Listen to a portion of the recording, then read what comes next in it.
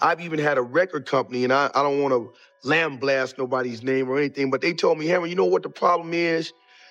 You're a little too clean. Here's what we're going to do. Why don't you start to do a few things that maybe dirty up your image a little bit. Maybe we can sell a little more records. They got this new breed of rapper that's paying DJs to play their right. And, you know what I'm saying? They sucking the record label executives, and it's like there's too much of that going on. I don't want to ever have to call somebody's mother or father and say, I got bad news for you.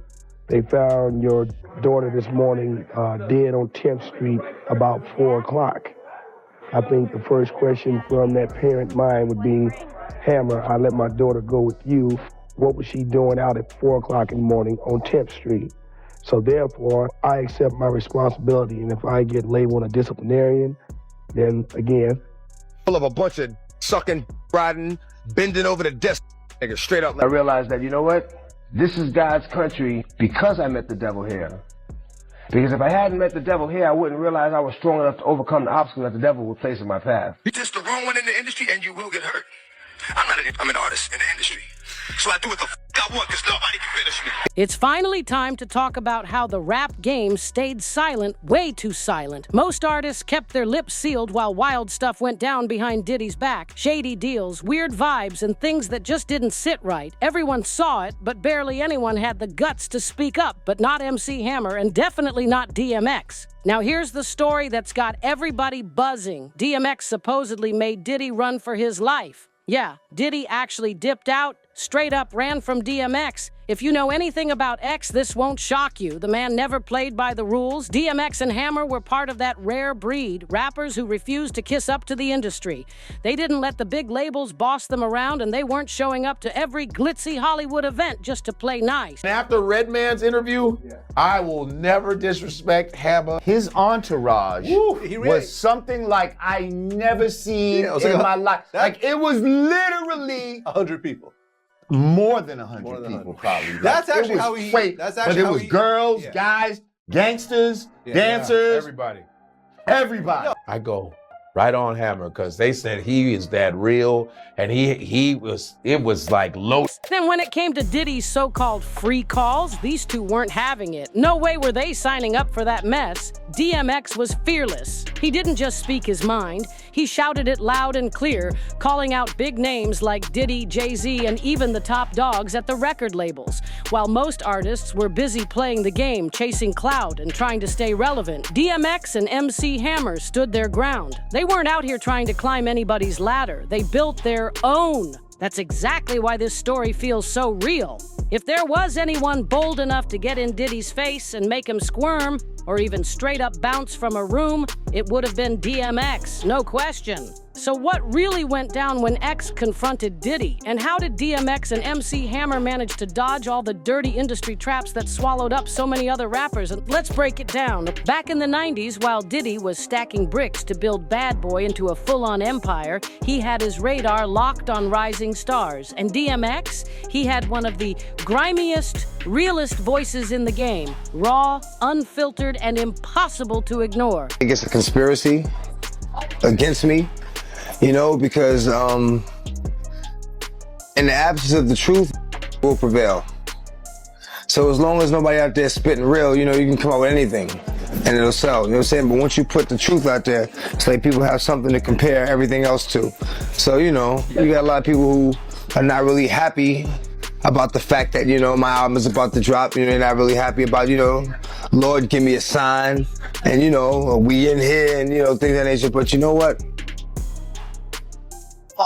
So check this. DMX once said Diddy actually passed on him in the beginning. Thought X didn't fit the bad boy image. But the minute Diddy found out Def Jam was throwing major cash at DMX, he switched up real quick. Suddenly, Diddy was chasing after him, practically begging for that signature. But DMX wasn't new to the game. He already peeped the shady vibes coming out of Bad Boy. He saw right through it and didn't like the energy Diddy was putting out. DMX knew how Diddy played with his artists, controlling them, taking advantage, and locking folks into contracts that looked more like traps than deals.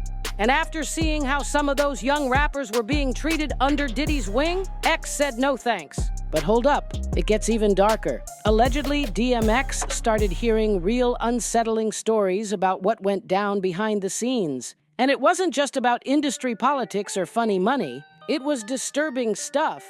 We're talking bizarre parties, mind games, and control tactics that had nothing to do with music.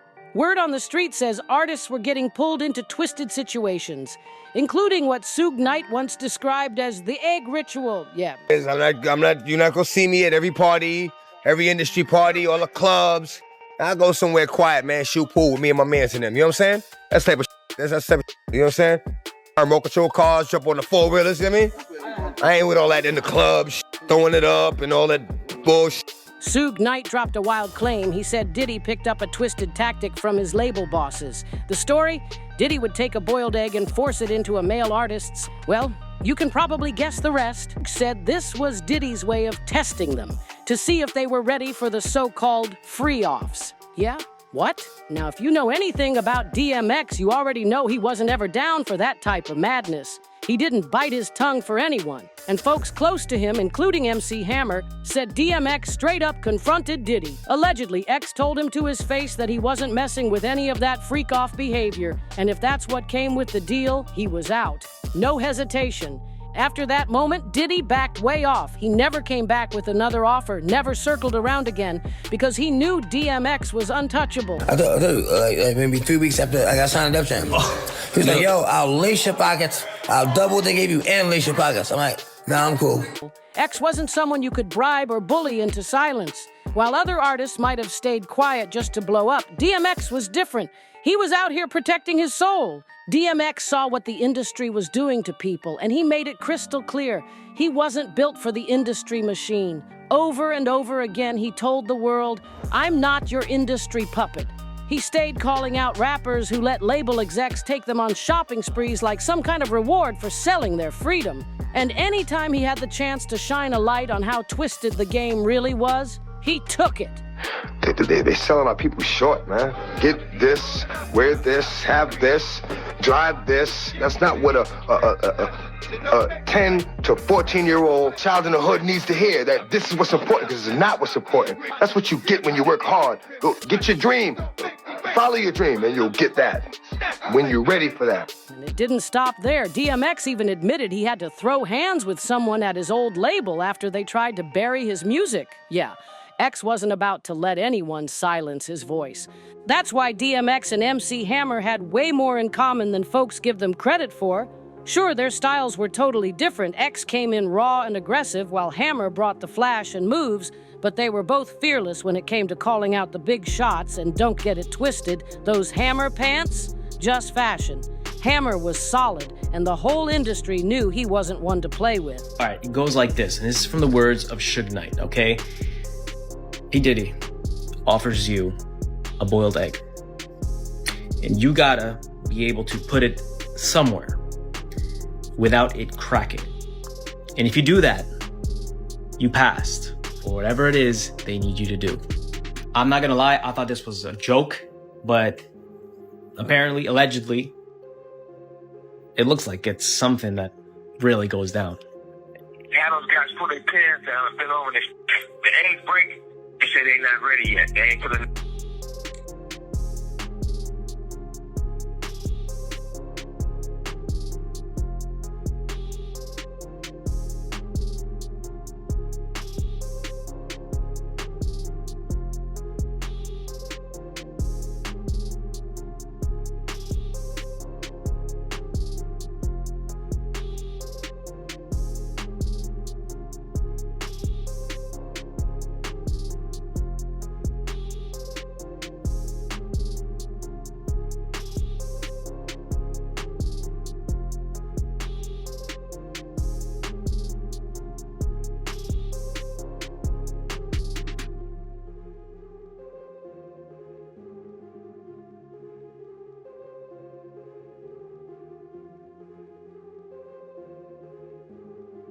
Now, you got issues with the industry. What's going down with the industry, dog? The industry is full of a bunch of fucking riding, bending over the desk straight up like that. Whoever don't like it, bring it. Bring it. I don't give a bring it. Bring it. They got this new breed of rapper that's paying DJs to play their shit. Right. And, you know what I'm saying? They sucking the record label executives' dicks, and it's like there's too much of that going on. Right. You know what I'm saying? Let me be me. Let me be the artist that I am and just play my mother music. You know what I mean? Exactly. Now they want you all up under this, you know, sitting at the going to dinner with them and that, and you know, all that favor for a favor shit. I don't get down like that. Look, I give you the music, you give my money. That's it. A lot of the love I had for wanting to be a part of the industry is not there anymore. I don't even associate myself with the industry. You know what I'm saying? I'm not an industry artist. I'm an artist in the industry. You know? And you've always stood alone, and you know, bloodline. You're not gonna see me at every party, every industry party, all the clubs. I go somewhere quiet, man, shoot pool with me and my mans and them. You know what I'm saying? Type of shit I do. You know what I'm saying? Control cars, jump on the four-wheelers. You know what I mean? I ain't with all that in the clubs, throwing it up and all that bullshit. I ain't got time for that shit, man. I mean, because then you find yourself doing the same shit every fucking day. What are you, a fucking alcoholic? You know what I mean? Come on, man. Give it a break, man. Live a little. You know what I mean? I play with my kids, man. I play with my toys, I play with my dogs, man. You know what I'm saying? We go somewhere, shoot pool. We do what the fuck we do. You know what I mean? That's why you see us in places that you don't normally see. And you're like, damn, why you here? Well, I'm here because why are you here? You here playing video games, right then? What a lot of people don't realize is that MC Hammer had serious respect in the streets, and it wasn't just because he could dance. Behind all the glitz and fame, Hammer was known for keeping it real and protecting his people. He wasn't just some flashy entertainer, he was someone who stood up when others backed down. Word is he even pressed high-level execs when they tried to pull slick moves on his team. And get this, back in the day, folks were scared to cross Hammer, not because he was reckless, but because he had principles. Just like DMX, he wasn't gonna sell out for a few checks and a seat at somebody's party. Hammer moved with purpose, and if something didn't sit right, he walked away, no matter how big the deal was. The industry labeled both of them as difficult or crazy, but the truth, they just wouldn't fold back in the 80s. Together, they raised 5 kids, and Hammer stood tall as a family man through all the fame. His toughness didn't come from ego, it came from responsibility. He looked out for his people, and even when critics said he was too strict with his dancers, Hammer stood firm. He wasn't here to exploit, he was here to protect. Nerve to tell me one time, I said, yo, why I can't have 2 videos playing at the same time? Oh, because we don't want your videos to compete with each other. But then I turn on the TV, I ain't gonna say no artist names, but they got 3 videos back to back. Exactly. I'm like, you feed shit, and you suck so crazy, man. Yo, I had to punch face up there, man. After that, I was like, I'm not going to the office no more. Is that how it went down? Yeah. Cause I don't, I'm a grown man, and I ain't got time to be playing no kid games, man. So once I see I'm not dealing with a man, and he disrespects me, I'm breaking jaw. Unlike Diddy, who many accuse of shady power moves, Hammer saw his crew as family. He held himself accountable, and that's something he shared with DMX. Real loyalty like that, it's rare in this industry. Here's something that stands out in a major way. Neither MC Hammer nor DMX were ever hit with weird accusations about being inappropriate with women. Not one. Hammer always carried himself like a true family man, loyal to his wife from day one, never stepping out or doing messy stuff behind the scenes. Now DMX, he lived a way more chaotic life, plenty of legal trouble, addiction battles, and wild headlines. But still, not a single woman ever came out accusing him of putting hands on them, taking advantage, or doing something out of pocket. No secret NDAs, no lawsuits, no surprise exposés. And in today's world, that says a lot. What's wild is that the media tried hard to tear X down. They painted him like he was this out-of-control, dangerous dude who couldn't be trusted. He stayed in the news for arrests and rehab stints. But even with all that noise, no woman ever came forward with claims of misconduct. None of that he dated someone way too young stuff either. Now, yeah, folks used to whisper that maybe DMX and Aaliyah had a lil something going on, especially after they worked together on the Romeo Must Die soundtrack and were seen super close, but nothing shady ever came out of it. Man, this how you know the industry is fake, bro. All these rappers that be claiming they gangsters, they really about that life, bro, ain't about none of that, bro. This man right here was really about that life, bro. Bro, I was just doing my research, bro. A lot of rappers from back in the day that said they didn't get shook by MC Hammer, bro. If you were really watching, you could tell the bond between DMX and Aaliyah was different. It wasn't fake or forced. It had depth, and most of all, respect. Every time DMX talked about her, it wasn't with lust or weird energy. It was all love, protection, and admiration. He respected her spirit, her boundaries, and that came through every time. You know, Hammer was a big dog, man. He got respect in the streets. He came from a respected crew. They handled business, him and his brother Lewis and the crew. Without spending any money, Hammer could have told some people to him the up. I know who Hammer was affiliated with, and he wouldn't have to pay. We from Oakland. Even Aaliyah's mom, Diane Houghton, loved DMX. After his heartbreaking passing in April 2021, she posted a touching tribute on Aaliyah's official Instagram. She wrote, "Earl, you had and still have a heart of gold. You and baby girl will meet again with all the beautiful people we have lost. We will never forget your kindness. Never. Blessings to your family eternally." That's real love right there, from the heart. We talking about Hammer, but run up on him. Hammer beat your I bet he'll beat your mom. Your mom ass. Run up on Hammer. Meanwhile, Diddy and his circle in the industry, they didn't treat young women like Aaliyah with that same care. They saw them as targets. And for years, disturbing stories and accusations have followed them. Yet somehow these same men kept getting praised as role models of black excellence, protected and handed platform after platform. No matter how much dirt surfaced, certain people always got a pass. And we all know why. Folks like Diddy and Jay-Z made those powerful alliances with the industry gatekeepers. That's what separates them from artists like DMX and MC Hammer is anything, X and it's Hammer a savvy weren't perfect, marketer. but they were real. His music real has a men little with something real for values everybody. who stood on The old something melodies solid. he uses, They didn't pulling use the fame parent, to manipulate or take advantage of others. They didn't have to. And because maybe he's a that's why religious the man, industry there are tried no so hard four-letter to shut words them in his down, act. drag their names, and keep them out the spotlight because they couldn't be used, and they refused to play in the shadows with the rest. That's the part the mainstream won't admit. DMX and Hammer couldn't be compromised, and that meant they couldn't be controlled. And when you can't be controlled, you don't get the fancy platforms or the non-stop praise like the so-called industry favorites.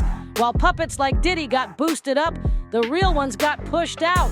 That goddamn MC Hammer, very serious about beef. Oh, you gonna talk about my dancing pants? I see you. And he will whoop out. But now I want to hear from you. Do you think DMX was blackballed for standing on truth? Did Hammer get iced out just for protecting his team and refusing to sell out? Drop your thoughts in the comments below, and don't forget to like, subscribe, share, and tap that bell so you never miss another drop. Catch you next time.